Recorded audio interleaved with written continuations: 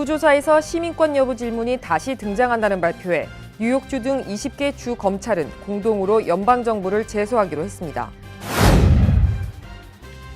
뉴저지주가 전국에서 가장 강력한 총기 규제법을 갖출 전망입니다. 페이스북의 개인정보 유출 의혹으로 파문이 일고 있는 가운데 연방이민 세관 단속국도 불법 체류자 단속을 위해 페이스북 데이터를 활용한 것으로 드러났습니다.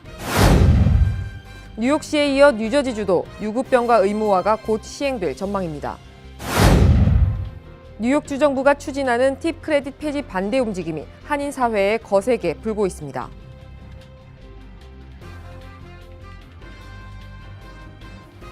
SBI융자 전문은행 뉴밀레니엄뱅크가 홈모기지 융자를 시작했습니다.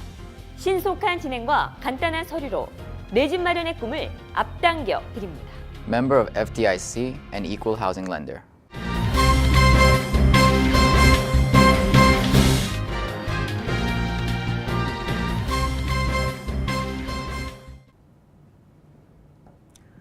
시청자 여러분 안녕하십니까? 3월 28일 KBTV 뉴스9 김아라입니다. 인구조사의 시민권 여부 질문이 다시 등장한다는 발표에 뉴욕주 등 20개 주 검찰은 공동으로 연방정부를 제소하기로 했습니다. 보도에 양준하 기자입니다. 1950년 이후 사라졌던 시민권 여부 질문이 이번 여론조사에서 다시 등장한다는 상무부 발표에 민주당과 친이민 성향의 민주당 우세주인 이른바 블루스테이트 주 정부들이 일제히 반발하고 있습니다. 뉴욕주 등 20개 주 검찰은 공동으로 연방정부를 제소하기로 했습니다. 이와는 별도로 캘리포니아주 검찰은 상무부 발표 직후 소송을 제기하겠다고 발표했습니다. 민주당 측 주장에 따르면 시민권 여부를 묻는 질문은 미국에 거주하는 모든 사람들이 인구조사에 참여하도록 보장하는 헌법의 정면으로 배치된다는 것입니다.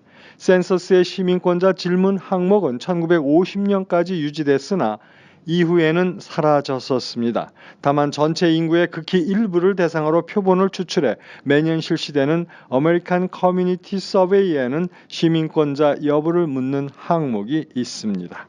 로스 장관은 이날 성명에서 투표권법의 원활한 집행을 위해 필요하다는 법무부의 요청을 받아들인 것이라고 설명하고 이 문항이 추가돼도 센서스 실시에 큰 부담이 되지 않으며 약간의 부작용이 있더라도 정확하고 완전한 인구 정보를 얻는 게 더 중요하다고 강조했습니다. 민주당 측은 그렇지 않아도 트럼프 반이민 정책으로 이미 위축된 이민자들이 시민권자 여부까지 묻는 센서스에는 응하지 않을 가능성이 커 결국 부정확한 인구 통계를 생산하게 된다고 주장했습니다. KBTV 양준하입니다. 뉴저지주가 전국에서 가장 강력한 총기 규제법을 갖출 전망입니다. 26일 뉴저지 주 하원은 탄창 총알 수용 규모 축소, 총기 구매 및 소지 제한 등으로 이루어진 패키지 법안을 통과시켰습니다. 이들 법안은 주 상원에서 통과되고 필머피 주지사의 서명을 받으면 입법됩니다. 주 상하원은 모두 민주당이 장악하고 있고 같은 민주당인 머피 주지사도 총기 규제를 지지해 남은 입법 절차는 순조로울 것으로 보입니다. 하원이 통과시킨 총기 규제 법안은 탄창의 총알 수용 한계를 기존 15발에서 10발로 축소하고 철갑탄 사용 금지, 개인 총기 휴대 자격 제한, 총기 구매 시 신원조회 강화, 본인이나 타인에게 위협을 가할 우려가 있는 사람에 대한 원활한 총기 압수 등으로 이루어져 있습니다. 뉴저지의 현 총기 규제법은 종류를 막론하고 모든 총기 구매 시 구매자 신분증을 요구하고 별도의 구매 허가를 받아야 하는 등 전국에서 가장 엄격한 것으로 인정받고 있습니다. 하원의 법안 통과 소식에 스티븐 스위니 상원의장은 상원도 빠른 시일 안에 통과시킬 것이라는 입장을 밝혔습니다. 도널드 트럼프 미국 행정부가 한미 자유무역협정 개정 소식을 알리면서 혁신적이고 역사적인 합의라고 선전하고 나섰습니다. 이번 개정이 트럼프의 승리라며 자평한 것입니다. 보도에 양준하 기자입니다.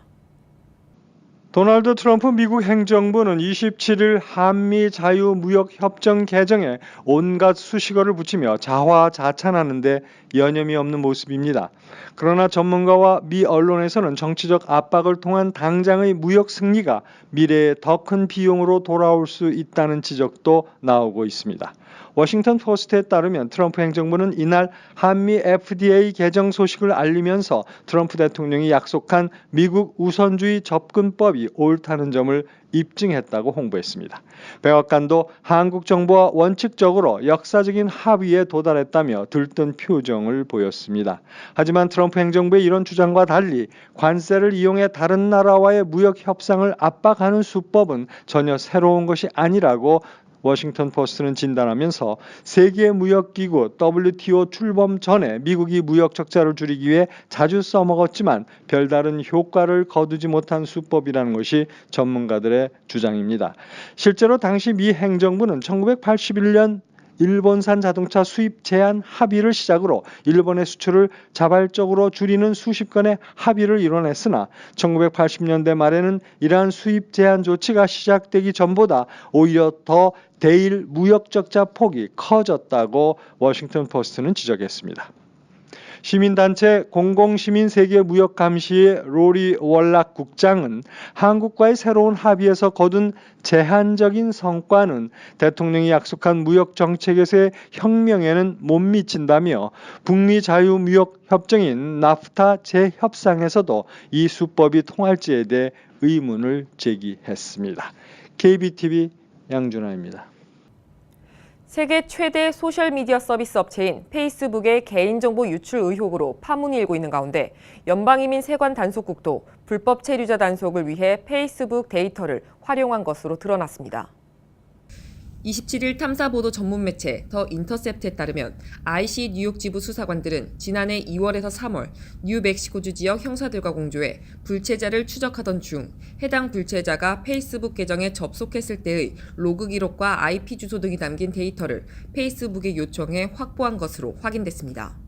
특히 IC 수사관들은 페이스북에 협조를 구해 해당 불체자의 전화번호를 파악하고 로그인했을 때의 위치 정보를 추적했던 것으로 나타났습니다. 그동안 이민수사당국이 은행과 통신사 등을 통해 이민자들의 정보를 확보해온 것은 알려진 사실이지만 이번처럼 소셜미디어를 이용해 불체자 단속을 실시하고 있는 것이 드러나기는 매우 이례적인 것입니다. 뉴욕시에 이어 뉴저지주도 유급병가 의무화가 곧 시행될 전망입니다. 26일 주 하원은 노동자들이 몸이 아플 때 일을 쉴 수 있게 유급병가 제공을 의무화하는 법안을 찬성 50, 반대 24로 통과시켰습니다. 이 법안은 30시간을 일하면 1시간을 유급병가로 제공하는 내용입니다. 연간 최대 40시간까지 유급병가를 제공받을 수 있습니다. 뉴저지에서는 노동자 120만 명이 유급병가 혜택을 누리지 못하는 것으로 추산되고 있습니다. 이 때문에 현재 뉴저지 내 13개 지방정부에서 자체적으로 유급병가 제도를 시행하고 있지만 주 전체적으로는 제공을 의무화하고 있지 않습니다.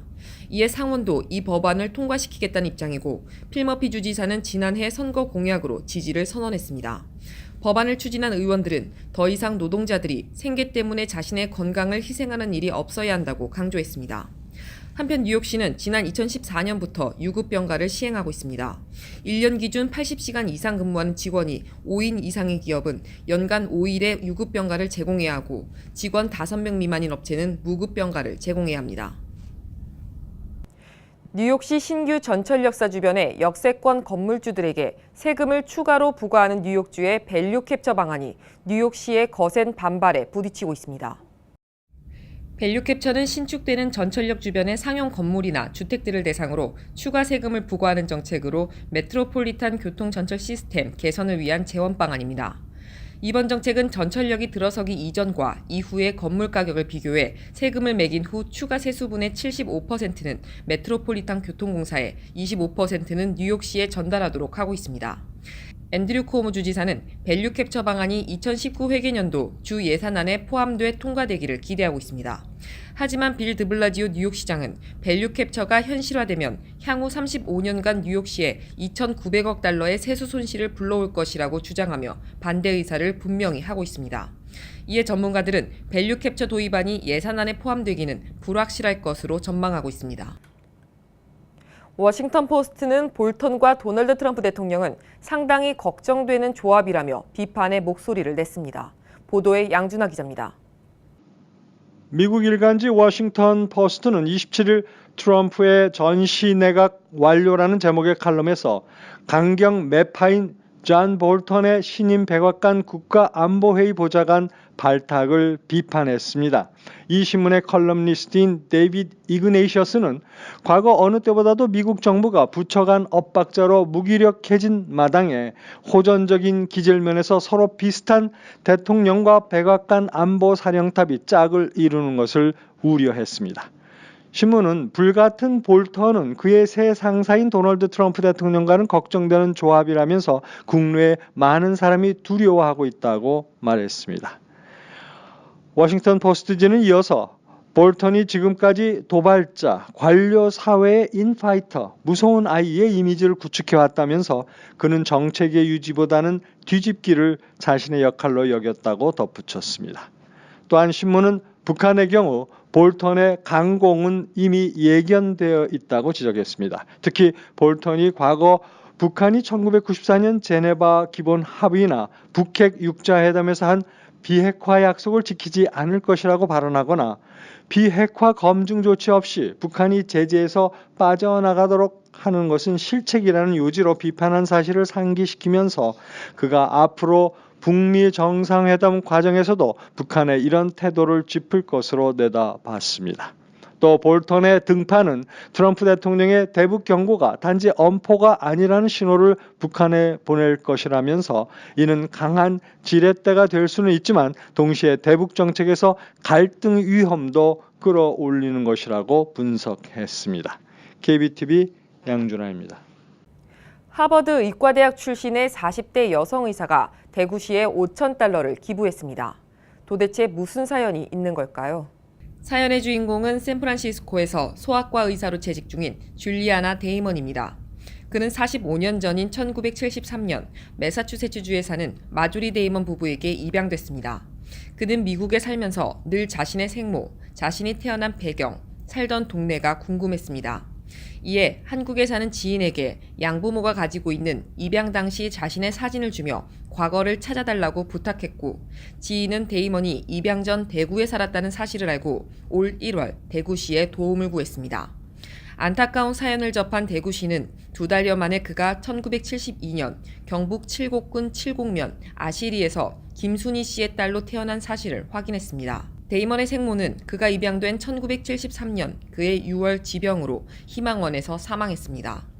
데이먼의 한국 이름은 입양 당시 이대숙이었지만 대구시립 희망원 입소 당시 이름은 김놈이었습니다. 데이먼은 대구시 등의 도움으로 영영 찾을 수 없을 것만 같았던 잃어버린 시간을 찾은 게 기적 같다며 $5,000 기부금을 고향인 대구의 미혼모에게 사용해달라고 전했습니다. 트럼프 대통령의 연방 예산안 서명으로 $500만 투자이민 프로그램이 또다시 6개월 임시 연장됐습니다. 이에 $500만 투자이민이 수년째 불안한 상태를 벗어나지 못하고 있는 것은 연방의회가 5년 재승인 여부를 결정짓지 못한 채 단기 임시 연장 조치만을 취하고 있어서입니다. $500만 투자이민 프로그램은 $100만 정규 투자이민 프로그램과 달리 당초 5년 한시법으로 제정돼 5년 시효가 끝나면 연방의회의 재승인을 받아야만 프로그램을 유지할 수 있습니다. 하지만 이번에도 또다시 예산안에 6개월 임시 연장 조치가 첨부돼 오는 9월 30일이 지나면 프로그램이 유지될 수 있을지 여전히 불투명합니다.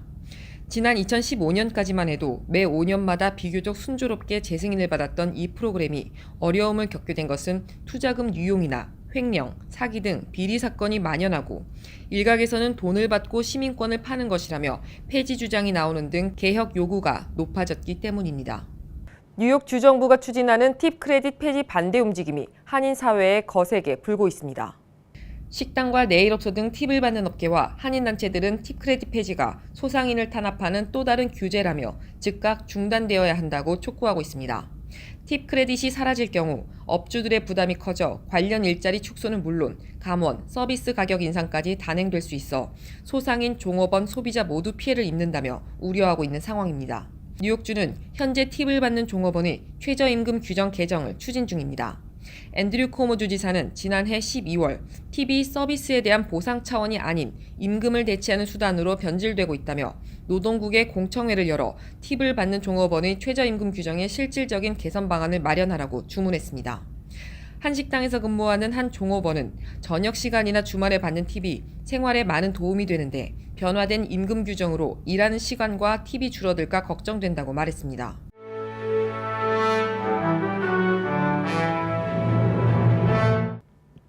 (3월 28일) 사건과 사고입니다.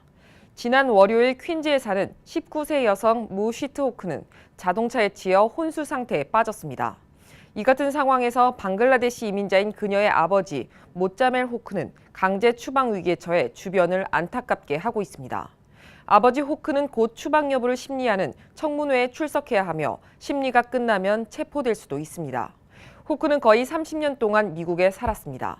그는 배우가 되기 위해 합법적으로 미국에 왔지만 스폰서가 그의 여권을 빼앗아가는 바람에 불법 체류자가 됐습니다.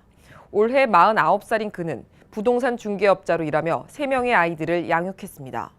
자동차 사고로 부상당한 딸은 러커스대에서 법학을 공부하고 있습니다.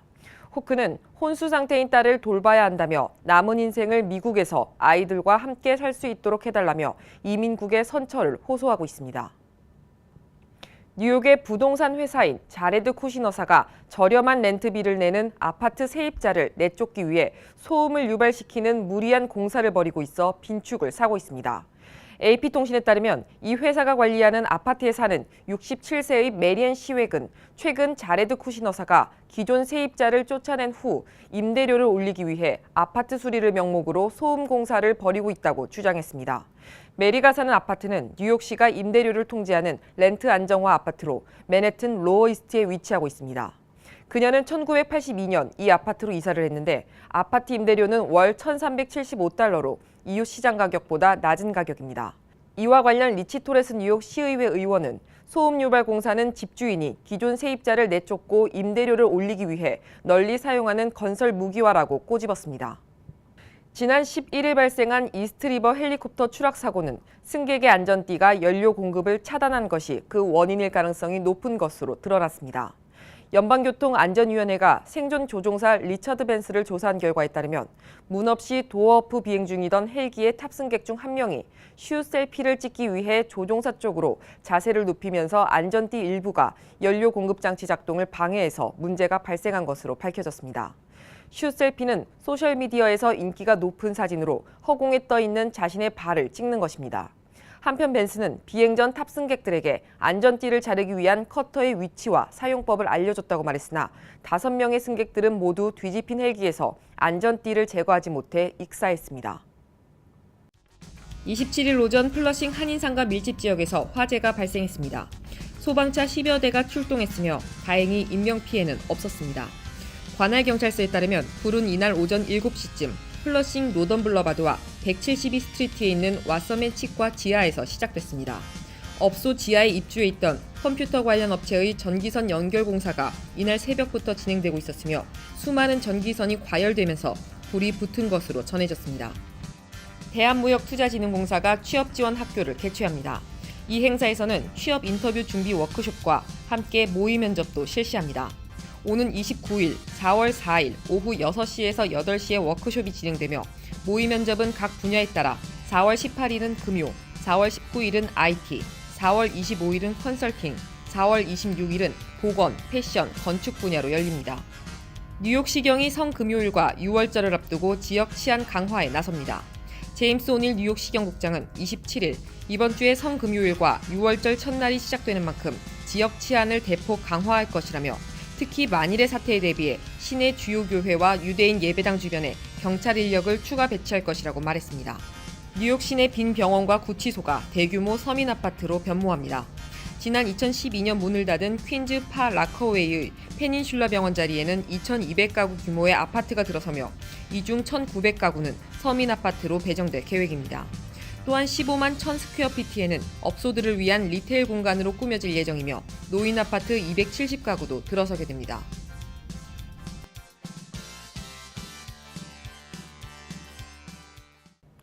계속해서 포커스인과 커뮤니티 브리핑이 이어집니다.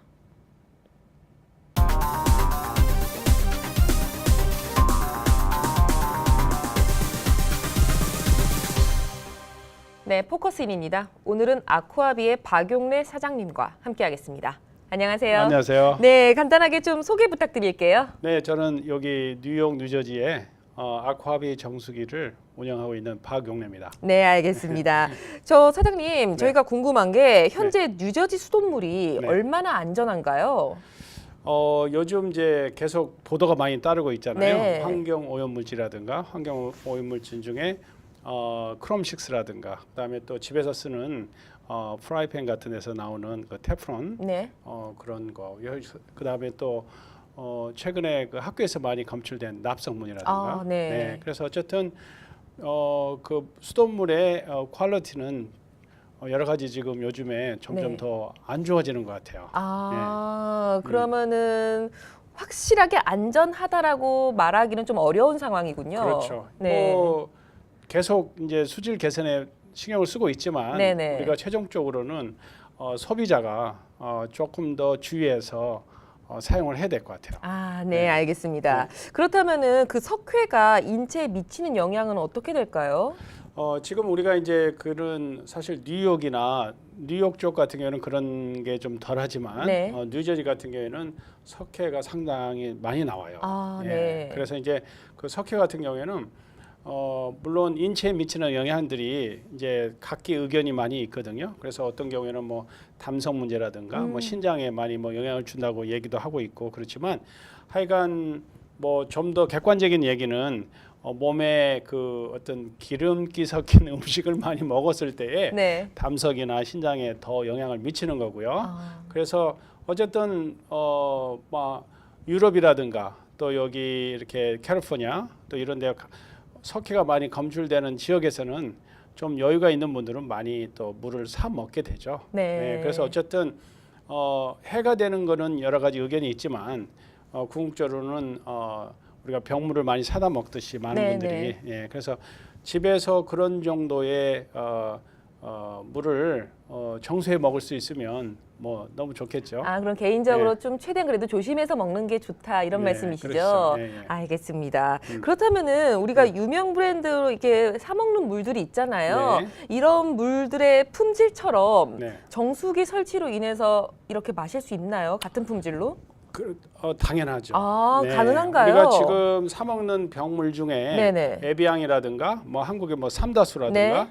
그런 거 몇 가지 빼고는 많은 물들이 이런 우리 그 탭으로 수돗물을 가지고 정수해서 만든 물이에요. 결국엔 정수에서 그렇죠. 그냥 그대로 나온 물이네요. 그렇습니다. 네. 그래서 이제 정수 과정에서 다만 이제 조금의 어떤 pH 그러니까 뭐 엑시드 워터가 된다거나 조금 요즘에 이제 피지 워터라든가 꼬꾸림 그려져 있는 거 있죠. 네네네. 그다음에 요즘 최근에 나오는 에센스라고 조금 더 알칼리성을 많이 감안한 물들이 요즘에는 많이 나오고 있죠. 그래서 네. 어쨌든 그런 그 방식은 RO 방식이라고 그래서 물을 그 걸르는 방식은 수돗물 병물을 만들 때의 방식과 또 우리 어떤 시중에 나와 있는 정수기 정수기의 그 방식은 네. 기본적으로 같습니다. 네. 그렇다면은 뭐 집에 정수기 설치를 해서 마시는 게 어떻게 보면 더 쉽고 물론 간단하네요. 거기에 이제 가격의 문제겠죠. 이제. 네. 그래서 만약에 요즘에는 뭐 어떤 가성비 시대잖아요. 그렇죠. 그래서 홈디포라든가 뭐 여러 군데서 많이 이제 코스코에서도 그런 기계를 팔고 있거든요. 네, 그 네. 정수기를. 네. 그래서 본인이 하실 수 있는 분들도 많이 있고 또 하실 수 있게끔 쉽게 나오는 정수기들이 많아요. 네. 그래서 그런 거 하고 만약에 또 어떤 회사 정수기 회사에서 공급하는 그 가격대에 그 퀄리티는 그 어떤 주기적인 그 메인터넌스만 잘 되면 네. 사실 물의 퀄리티는 큰 차이가 없어요. 다만 아까 말씀드린 대로 특히 뉴저지 같은 경우에는 RO 방식 그러니까 병물을 만드는 방식으로 해줘야 지금 염려하시는 석회 문제라든가 네. 중금속이라든가 뭐 몇 가지를 다 걸른 제대로 된 물을 먹게 되는 거죠. 알겠습니다. 그렇다면 정수기의 종류가 아까 많다고 하셨는데 혹시 선택의 요령이 있을까요? 정수기는 기본적으로 아까 말씀드린 것처럼 그 UF 또는 RO 그래서 정수기는 크게 두 가지로 사실 나눠져요. 네. 그래서 이제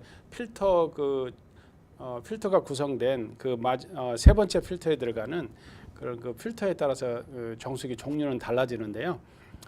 뉴욕이라든가 맨하탄 같은 경우에는 크게 정수기를 웬만한 것을 쓰시면 네네. 크게 문제가 사실 안 돼요. 네. 그런데 이제 뉴저지 같은 경우에는 RO 방식을 써서 지금 염려하시는 석회 문제라든가 네. 다른 어떤 그 중금속을 제거한 제대로 된 필터를 쓴 그런 정수기를 쓰는 게 낫겠죠. 알겠습니다. 말씀 감사하고요. 저희 다음 시간에 이어서 또 좋은 말씀 듣도록 네. 하겠습니다. 지금까지 박용래 사장님과 함께했습니다. 네, 감사합니다. 감사합니다.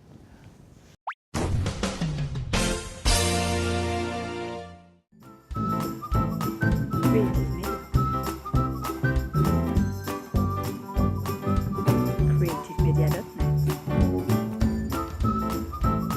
Creative Media.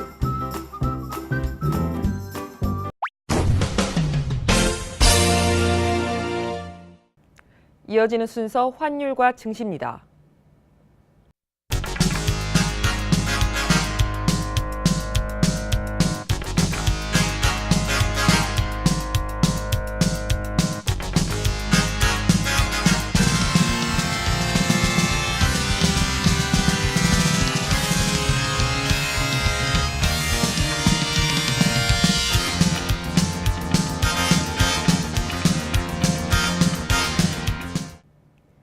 이어서 뉴욕과 뉴저지 날씨 전해드립니다.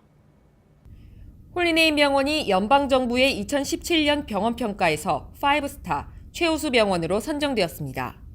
뉴저지 버겐카운티 유일의 5스타 최우수 병원 홀리네임 병원이 날씨를 알려드립니다.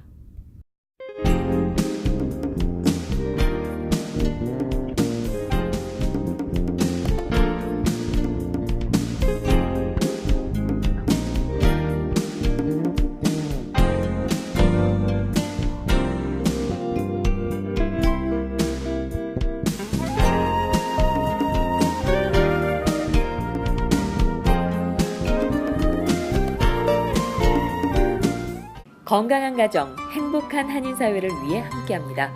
한국인을 아는 병원, 실력 있는 병원, 홀리네임 병원. KBTV 오늘의 날씨는 홀리네임 병원에서 제공합니다. 이상으로 3월 28일 KBTV 뉴스9 모두 마치겠습니다. 오늘도 KBTV 뉴스9과 함께해 주신 시청자 여러분 고맙습니다. 편안한 밤 되십시오. SBI융자 전문은행 뉴밀레니엄뱅크가 홈모기지 융자를 시작했습니다. 신속한 진행과 간단한 서류로 내 집 마련의 꿈을 앞당겨 드립니다. Member of FDIC and equal housing lender.